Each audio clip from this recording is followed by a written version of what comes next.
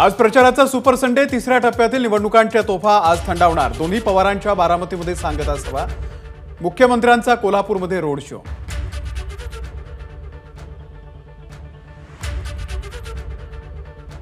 उद्धव ठाकरेंची आज रायगड आणि नवी मुंबईमध्ये सभा। रायगडचे उमेदवार अनंत गीते, ठाण्याचे उमेदवार राजन विचारे यांच्या प्रचारासाठी उद्धव ठाकरे मैदानात।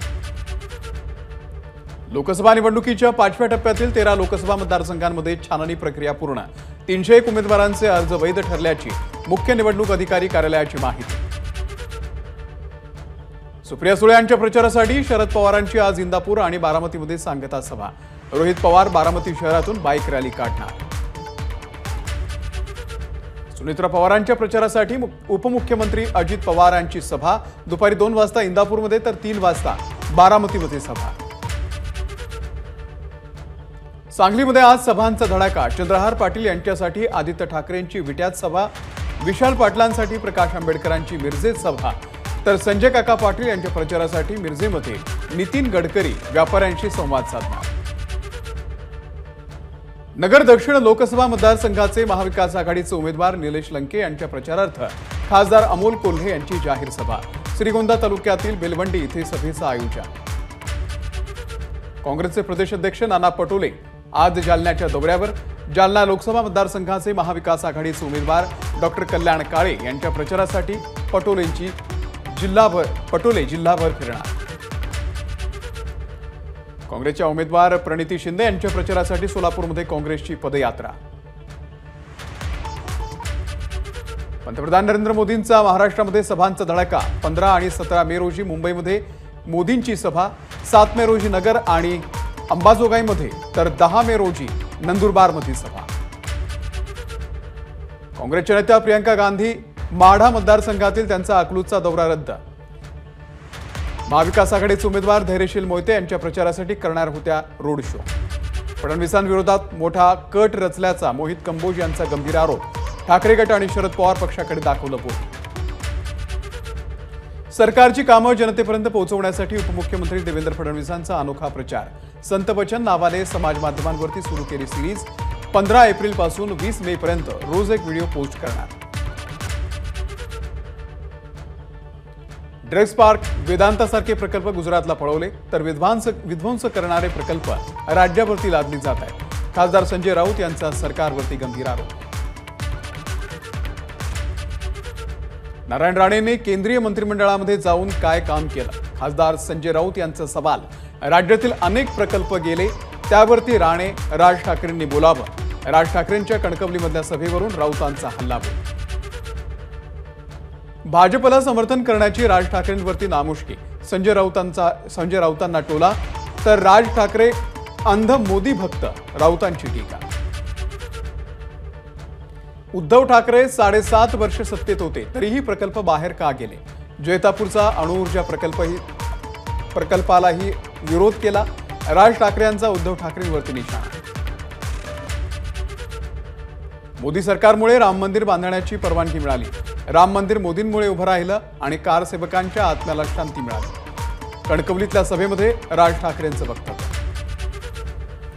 राज ठाकरेंच्या सभेमुळे जुने दिवस आठवले। राज ठाकरेंच्या सभेनं आम्ही लाख मतांच्या फरकांनी पुढे गेलेलो आहोत, नितेश राणेंचं वक्तव्य। उद्धव ठाकरेंवरती शिवीगाळ करण्यासाठी पगार दिला जातो। आदित्य ठाकरेंची नाव न घेता नितेश राणेंवरती टीका। आता माझी सटकली, आता त्यांना सटकवणार। उद्धव ठाकरेंचा भाजपवरती हल्लाबोल तर फेसबुक लाईव्ह करून उद्धव ठाकरेंची सटकली आहे। शिंदेंचं प्रत्युत्तर। उंटावरून शेळ्या हाकता येत नाहीत, जमिनीवरती उतरून काम करावं लागतं। आज मी जमिनीवरती उतरून कार्यकर्ता म्हणून काम करतोय। मुख्यमंत्र्यांची उद्धव ठाकरेंवरती टीका। तळपत्या सूर्याप्रमाणे महाविकास आघाडी जाळून टाकायची आहे। कागलमधील सभेमध्ये मुख्यमंत्री एकनाथ शिंदेंचं वक्तव्य। उद्धव ठाकरेंना फेसबुक मॅन ऑफ इंडिया असा पुरस्कार द्या। कोरोना काळामध्ये ठाकरेंकडून फेसबुकचा जास्त वापर। शिंदेंच्या शिवसेनेच्या नेत्या ज्योती वाघमारे यांची ठाकरेंवर टीका। गादीच्या मानावरून शरद पवारांचा दुटप्पीपणा। देवेंद्र फडणवीसांची टीका। शाहू महाराजांसमोर उमेदवार देऊ नका म्हणता, मग उदयनराजेंसमोर वेगळा निर्णय का घेता? फडणवीसांचा सवाल। पंतप्रधान मोदींनी कौटुंबिक वादावरून शरद पवारांवरती केलेल्या टीकेला शरद पवारांचं प्रत्युत्तर. मोदींची कौटुंबिक परिस्थिती चिंताजनक. मोदींनी कुटुंब कुठे सांभाळलं? शरद पवार यांचा पलटवार. मोदींनी शेतकऱ्यांना संकटात आणलं. अनेक आश्वासनं दिली, मात्र कोणतीच आश्वासनं पूर्ण केली नाही.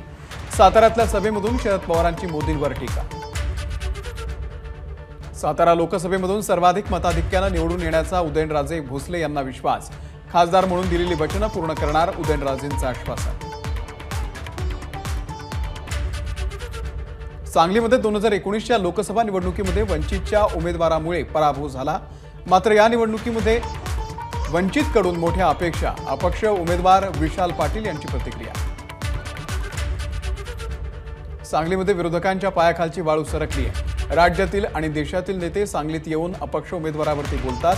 अपक्ष उमेदवार विशाल पाटील यांचा विरोधकांना टोला. अपक्षांना अजिबात मतदान करू नका. अपक्षांची अवस्था न घरका न घाटका अशी होते. सांगलीमधल्या सभेमधून गडकरींची विशाल पाटील यांच्यावरती टीका. सांगली लोकसभा मतदारसंघामध्ये विशाल पाटील यांचा विजय होणार. माजी राज्यमंत्री अजित घोरपडे यांना विश्वास, तर संजय काका पाटील यांचा पराभव होणार, घोरपडेंचा दावा. गादीच्या मानावरून शरद पवार यांचा दुटप्पीपणा. देवेंद्र फडणवीसांची टीका, तर शाहू महाराजांच्या समोर उमेदवार देऊ नका म्हणता. मग उदयनराजेंसंदर्भात वेगळा निर्णय का घेता? फडणवीसांचा सवाल. वंचितचा पक्ष वंचितांसाठी आहे की धनदांडग्यांसाठी? प्रतीक पाटलांच्या भेटीनंतर तासाभरानंतर असं काय घडलं की आंबेडकरांनी विशाल पाटील आणि सुप्रिया सुळेंना पाठिंबा दिला? प्रकाश शेंडगे यांचा सवाल. सतत सुरू असलेल्या प्रचारसभा आणि व्यस्त दौऱ्यांमुळे जेवणासाठी वेळच मिळत नसल्यानं प्रकाश आंबेडकरांनी स्टेजवरच खाल्ला डबा. इतर नेत्यांची भाषणं सुरू असताना प्रकाश आंबेडकरांनी नगरमध्ये स्टेजवरच मागवलं जेवण. पंतप्रधान मोदींनी कौटुंबिक वादावरून शरद पवारांवरती केलेल्या टीकेला पवारांचं उत्तर. मोदींची कौटुंबिक परिस्थिती चिंताजनक. मोदींनी कुटुंब कुठे सांभाळलं? शरद पवार यांचा पलटवार. मोदींनी शेतकऱ्यांना संकटामध्ये आणलं. अनेक आश्वासनं दिली, मात्र कोणतीच आश्वासनं पूर्ण केली नाही. साताऱ्यातल्या सभेमधून शरद पवारांची मोदींवर टीका. एबीपी माझा, उघडा डोळे बघा नीट.